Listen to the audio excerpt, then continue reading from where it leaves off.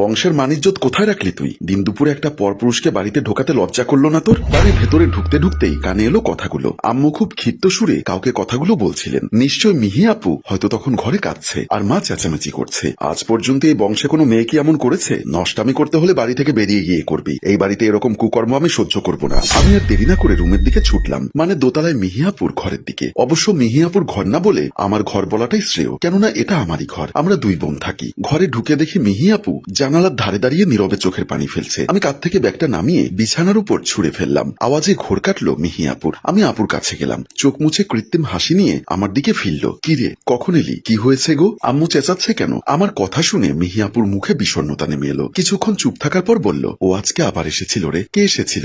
রাজ্য ভাইয়া এসেছিল। কখন? চলে গেছে? আমার কথাগুলো শুনে আর আমার মুখে ফুটে ওঠা উল্লাস দেখে মিহিয়াপু আমার দিকে এমন ভাবে তাকালো যেন ওর কাটা গায়ে আমি গরম মশলা ছেটালাম। সাথে সাথে আমার মুখে ফুটে ওঠা উল্লাসও দেবে গেল। মিহিয়াপু এবার কেঁদে দিল। আমি ওকে কতবার বলেছি যে বাড়িতে আসবে না। যৌথ পরিবারে এগুলো অনেক খারাপ দেখায়। আমাকে বারবার অপমান করেও কি মজা পায় বলতো? তোমাকে ভালোবাসে দেখেই তো তোমাকে ছাড়া থাকতে পারে না, তাই তো বারবার তোমার কাছে ছুটে আসে। ভাইয়া তো এতিম, আর তো কেউ নেই ওর তুমি ছাড়া। তুমিও যদি এভাবে বলো, ও বাঁচবে কি করে বলো? আমার কথায় মিহিয়াপুর কান্নাটা যেন ক্ষণিকের জন্য থামে, কিন্তু কিছুক্ষণ পরই আবার শুরু হয়ে যায়। কিন্তু ওকে বারবার অপমানিত হতে দেখতে যে আমার খারাপ লাগে, ও কি সেটা বোঝে না? খালা যে কথা শোনায় ওকে, শোনাক না। আমি আর তুমি তো ভাইয়ার পাশে আছি, আর কাকে দরকার? লাভ নেই রে, আমাদের তো আর ক্ষমতা নেই ওনাদের কথার উপর কথা বলার। আমি তো এই বাড়িতে সামান্য আশ্রিত, মা বাবা নেই, অনাথ। আর আমার বিয়ে তো ঠিক হয়ে আছে। মিহিয়াপুর কথা শেষ হওয়ার আগেই রুমে ঢোকে আম্মু। হ্যাঁ রে নিশাদ, বাড়ির বাহিরে থেকে কি আদব কায়দা সব গিলে খেয়েছিস? ঢোকার সময় তো দেখলি যে আমার মেজাজ খারাপ হয়ে আছে। এত দেরি করে বাড়ি ফিরলি, তার মধ্যে খাবার না খেয়ে উপরে চলে আসলি সোজা বোনকে দরদ দেখাতে। তোর একটা কাণ্ডজ্ঞান নেই?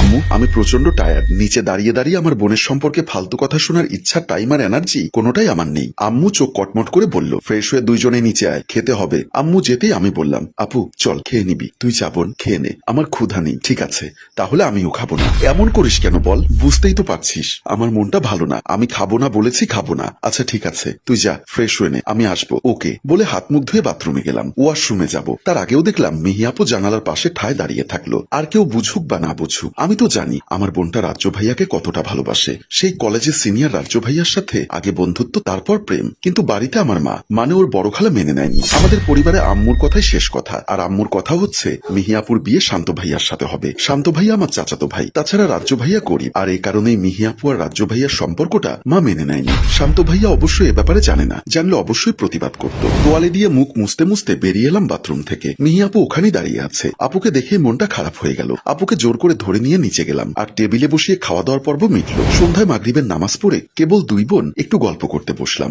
অমনি আপুর ফোনে টুপ করে মেসেজের নোটিফিকেশন আসলো। শান্ত ভাইয়ার মেসেজ, বেলকনিতে আয়, কথা আছে। আপু আমাকে বসিয়ে রেখে চলে গেল। অজ্ঞতা আমি ফোন ঘাটতে ব্যস্ত হয়ে গেলাম। মিহিয়াপু চলে গেল। শান্ত ভাইয়া আগে থেকে দাঁড়িয়ে আছে। মিহিয়াপু গুটি গুটি পায়ে এগুলো শান্ত ভাইয়ার দিকে। দুজনেই কিছুক্ষণ আকাশের দিকে তাকিয়ে থাকে। শান্ত ভাইয়া মিহিয়াপুর দিকে তাকায়। আপু তখনও আকাশ দেখছে। যাদের স্নিগ্ধ আলোয় আর পশ্চিমের লালচে আভা মিহিয়াপুর মুখে পড়ে বেশ মায়াবী দেখাচ্ছে মুখটা। শান্ত ভাইয়ার যেন নেশা ধরে যাচ্ছে। এই সময় ডাকলে কেন? মিহিয়াপুর কথায় ঘোর কাটে শান্ত ভাইয়া। এমন প্রশ্নের সম্মুখীন তো প্রায়ই হতে হয় শান্ত ভাইয়াকে। আগে রাগ লাগতো, তারপর হতাশা, আর এখন স্বাভাবিক। তুই খুব ভালো মতোই জানিস আমি কি জন্য তোকে এখানে ডাকতে পারি। নিশাদ ঘরে একা বসে আছে আমার হাতে মেহেদি দেবে বলে, আমার জন্য অপেক্ষা করছে। তাড়াতাড়ি কি বলবে বলো? নিশু এসেছে। কখন? আমি দেখলাম না তো, তুমি বাসায় ছিলে না তাই। আগে বলো কি বলবে। তুই জানিস না আমি তোকে কি বলবো। মিহিয়াপুর অনেকটা কাছে এগিয়ে যায় শান্ত ভাইয়া। মিহিয়াপুর বুকটা ধুকবুক করে ওঠে। শান্ত ভাইয়া অপলক ভাবে তাকিয়ে আছে মিহিয়াপুর দিকে। মিহিয়াপু চোখ নিচের দিকে নামিয়ে নেয়। এভাবে তাকিও না, আমার কেমন জানি লাগে। কেমন লাগে? অস্বস্তি হয় আমার।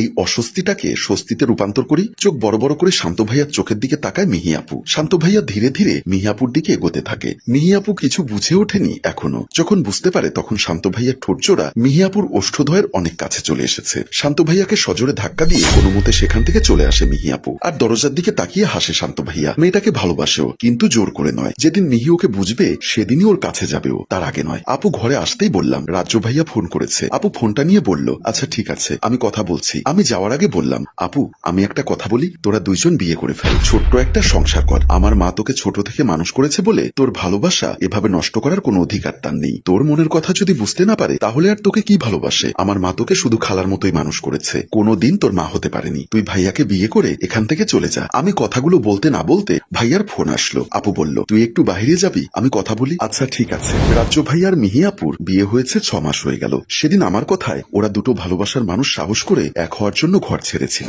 ওদের সুখ দেখে আমি খুব খুশি। ওদের ছোট্ট ঘরে এসে দেখলাম ওদের মধ্যে বেশ প্রেম। আপুর মাথায় হাত বুলিয়ে বললাম, তোকে এতটা খুশি আমি আর কখনো দেখিনি বোন। ছোট থেকে তুই অনেক কষ্টে বড় হয়েছিস আমাদের বাসায়। আল্লাহ যেন তোর নসিবে আর কোনো দুঃখ না দেয়। আমি ছোট বোন হিসাবে সবসময় এটাই দোয়া করি। মিহি আপু বলল, তুই আমার ছোট বোন হয়েও আমাকে যেভাবে মেন্টাল সাপোর্ট দিয়েছিস সেটার জন্য আমি তোর কাছে কৃতজ্ঞ। ওই বাড়িতে অন্তত তুই আমাকে বুঝতি। রাজু ভাইয়া বলল, আমাদেরটা তো হয়ে গেল, এবার তোমার যদি কোনো পছন্দ থাকে সেটা বলো, তাহলে তোমার জন্য কিছু করতে পারি কিনা দেখি। ঠিক তখনই সেখানে আমার মা উপস্থিত হলেন। আমরা তিনজনে খুব অবাক হয়ে গেলাম। কিরে মিহি, আমার চোখ ফাঁকি দিয়ে বিয়েটা করে ফেললি? ভালোই সংসার পেতেছিস দেখতে পাচ্ছি। এই ছেলে তোকে কতদিন খাওয়াতে পারে, কিভাবে রাখতে পারে সেটাই দেখবো। তোর সাথে আসলে আমার শেষ দেখা হয়নি। তুই তো আমার সামনে দিয়ে আসতে পারিসনি, আমাকে ঘুমের মধ্যে রেখে পালিয়েছিস। তাই তোকে শেষবার দেখে গেলাম। আমি জানি একদিন অভাবের তাড়নায় তোর এই গরিব স্বামীকে নিয়েই আমার দরজায় আসবি তুই। আপু বলল, খালা আমি তোমার মুখে মুখে কখনো কথা বলিনি, তবে আজ আর চুপ থাকতে পারলাম না। ছোট থেকে আমি তোমার অনেক কথা শুনেছি, কিন্তু আজকে তুমি আমার স্বামীকে আমার সামনে অপমান করছো, যেটা আমি কোনোদিন মেনে নেব না। আমার স্বামী যদি আমাকে খাওয়াতে নাও পারে তাহলে আমার স্বামীর হাত ধরে রাস্তায় গিয়ে ভিক্ষা করব,